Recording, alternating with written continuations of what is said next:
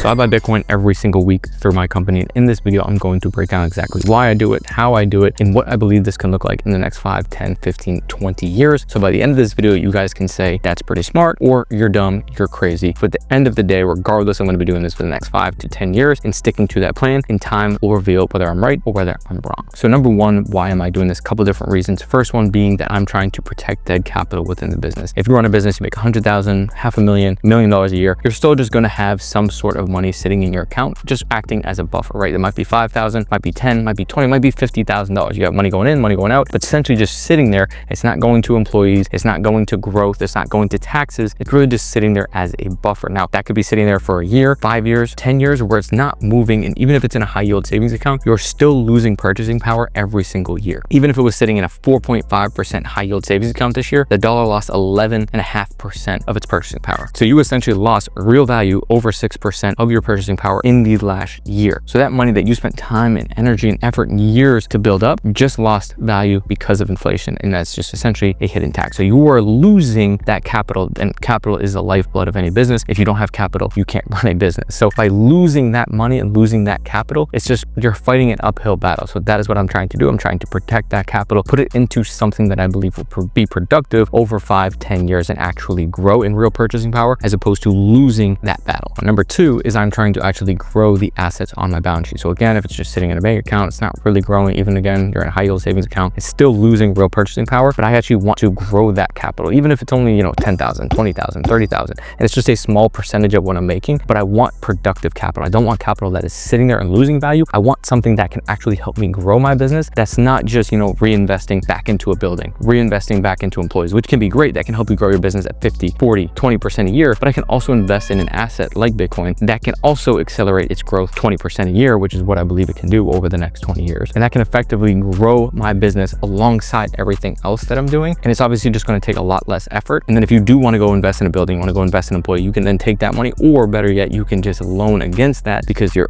assets on your balance sheet are continuing to grow. So you can get a loan, you can go and do that. Or again, you can sell it. My plan is to just continue to accumulate this for 5, 10, 20 years. And then I can use this a little bit differently down the road, which we'll kind of get to. So number one is just protecting dead capital. Number two is to grow the balance sheet and just grow the overall valuation of the company. And then the next thing people will say is, oh, isn't that risky? Like I was saying, capital is the lifeblood of your business. If you lose that money, if it goes to zero, you're going to have none of that. Now, number one, I'm only investing between 5 to 10% of my net profits every single year. So in 2025, estimated, okay, this is what I think we'll make net, broke that into 52 weeks, and then figured out, okay, what's the dollar amount that I'm going to invest every single week? And I did that the entire year, all of 2025, already doing it all through 2026, same exact thing. So it's just a small amount of money. Now it's money that I'm saying, hey, if I did lose it all, cool, I can live with that, but risk adjusted bet, I think that this is a good play, especially where the numbers can go in the next 20 years. And the other thing people don't realize when it comes to the actual risk side of things, like I said, if you don't do anything, you are still going to lose. So by you doing nothing, you think, hey, I'm playing it perfectly safe. In reality, you're just losing 5 to 6% of your purchasing power every single year. Okay, that is the safe route. That is still a risk. You are still losing. I might take a little bit more risk here, but the win is going to be a lot more beneficial to my business. And at the end of the day, that's all businesses is, you know, deciding to take risks in certain areas. But this is something that I believe can work out. Now, the other thing in terms of business, like I said, protecting that capital, growing the valuation, you can't just go invest in the S&P 500. You can't just go invest in any, you know, type of asset. You need to invest in something which Bitcoin obviously is able to do now. This is not legal advice. It's not tax advice. Go and get that. But this is an asset that you can invest in as a business owner and put on your company treasury. That again can help you grow the overall value and be more productive with your capital. And number three, getting to some of the math. How can this look? Does it even make sense? So number one,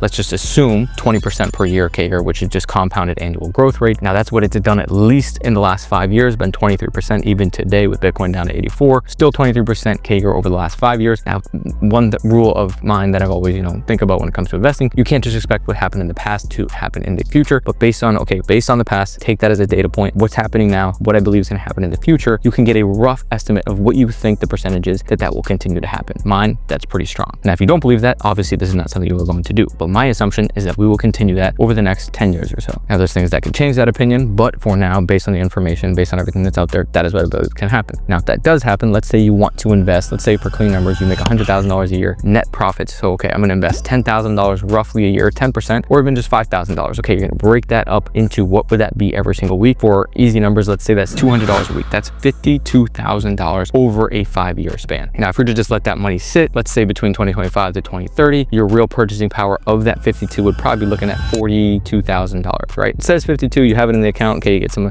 growth through high yield savings account, but let's just say for easy numbers, again, we're looking at $42,000. Now, if you're able to invest that 52,000, get a 20% CAGR every single year for the next 5 years, so 2025 to 2030, that $50,000 would now be worth $85,000 to roughly $90,000. So that is a pretty big discrepancy between what you would have and what your real purchasing power is and the actual dollar amount that you do have. Now, that's only over a 5-year span. Now, again, you can even, do some different models, do some different math. Okay, risk adjusted, there's only even a 80% chance of that happening. What is the risk adjusted value of that? Still way higher. Even 50%, there's a 50-50 chance that it grows at 20%. That's still risk adjusted. That's over $60,000. It's still a $9,000 discrepancy between what you would invest and what you actually got. So you're still generating a great return. Now, real crazy part is what if this does happen for 10 years? What if it happens for 20 years and you stop investing after the 5 years? This is where it gets really interesting. So if you were to not invest another dollar after those 5 years, right, you're at roughly $85,000, you say, hey, I'm just going to leave it. I'm just going to let it sit. So after those 10 additional years, so 15 years in total, you would have $525,000. Now, that is a substantial chunk of change. Now, obviously, there's the opportunity cost of that money. Okay, you could invest that into other things. But again, let's just say you're investing just a small chunk of change, which it was, right? It was only $200 a week, did it for 5 years, and then you invested in nothing else. So you just let it sit there. After 15 years, you're looking at $500,000. You just let that continue. Obviously, that's going to be a good chunk of change. Now, the thing that I think can be interesting here and how you can use this is, number one, this is essentially a interesting way that you can look at retirement where, okay, now I have this asset. Say you just let it go for 20 years, right? 25 years. Say you're looking at $1 million. Now I have $1 million of assets through my company. There's a lot of things that you can do with that. Number one, you can go and sell your business, or you can just,